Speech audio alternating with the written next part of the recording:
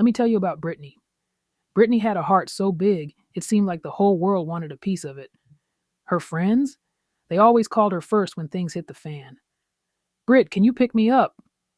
Girl, I just got into it with my man. I need to crash at your place. Even Marcus, her boyfriend, leaned on her like she was a crutch. Car troubles? Brittany was there. Forgot to pay a bill? Brittany had it covered. At first, Brittany didn't mind. She told herself, that's what you do for the people you love. But the problem wasn't just that she was always helping, it was that no one ever returned the favor. One night, her friend Jasmine called her at 3 a.m., crying about some drama with her boyfriend. Brittany threw on her jacket and rushed out the door to pick her up, only to find Jasmine laughing and cuddled up with the same dude by the time she got there.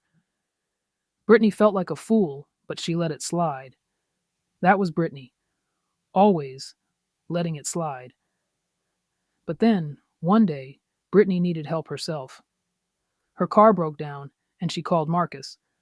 Babe, I need a ride to work, she said, her voice hopeful. But Marcus? He hit her with, Man, I can't right now. I'm busy. Brittany sat there staring at her phone, wondering why the people she always showed up for couldn't do the same for her.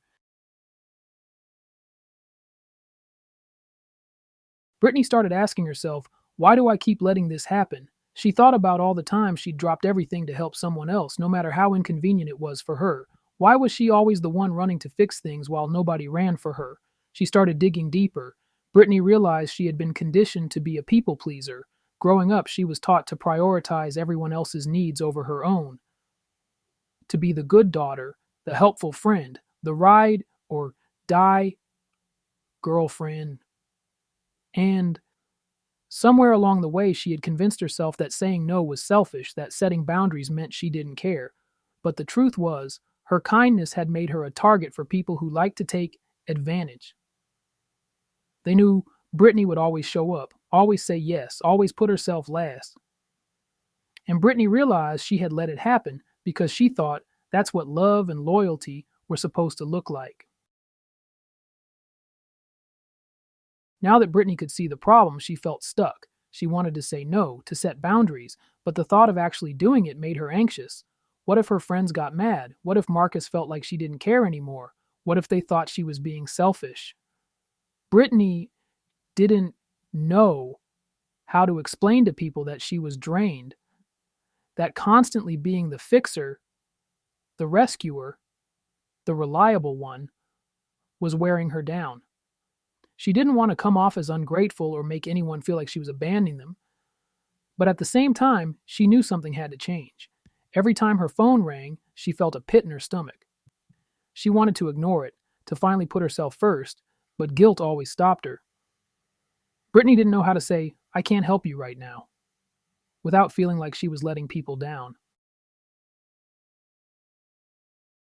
One day, Brittany decided she couldn't take it anymore. She was tired of feeling used, tired of being everyone's safety net while no one caught her when she fell. She sat Marcus down first. I need to talk to you, she said, her voice shaking. I feel like I'm always showing up for you, but when I need something, you're never there for me.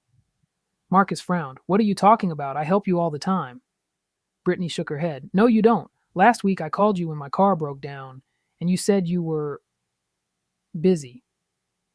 But I've driven across town for you so many times I've lost count. It's not fair, Marcus.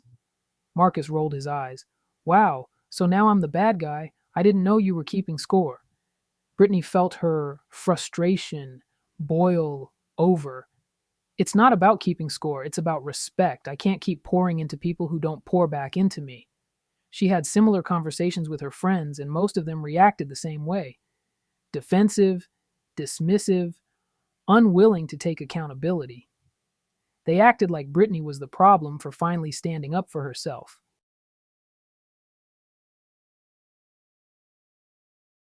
After those conversations, Brittany made a decision. No more being everyone's go-to. She started setting boundaries. Real boundaries. When her phone rang at 3 a.m., she let it go to voicemail. When her friends asked for favors, she didn't say yes automatically. She gave herself permission to say no without feeling guilty. And yes, some people didn't like it. Marcus accused her of changing and eventually stopped calling. A few friends distanced themselves too, but Brittany realized something. The people who couldn't respect her boundaries didn't really respect her in the first place. Over time, Brittany's life got quieter, and for the first time, she didn't mind. She had more time to focus on herself, her goals, her happiness. And the people who truly cared about her, they adjusted. They started showing up for her the way she had always shown up for them. Brittany finally understood that love and loyalty weren't about sacrificing yourself for others. They were about mutual respect. And from that moment on, she promised herself, no more breaking my back for people who won't even lift a finger for me. How would you address this situation if you were in their shoes? What steps would you take to face the challenge head on? Are you ready to start breaking generational chains in your own life? Find out by playing Generational Chain Breakers, the groundbreaking card game by L.V. Davis. Dive into real-life scenarios and discover how to overcome the patterns holding us back. Plus, enjoy the Generational Chain Breakers soundtrack, now streaming on Spotify and all major platforms. Start your journey today because breaking chains begins with you.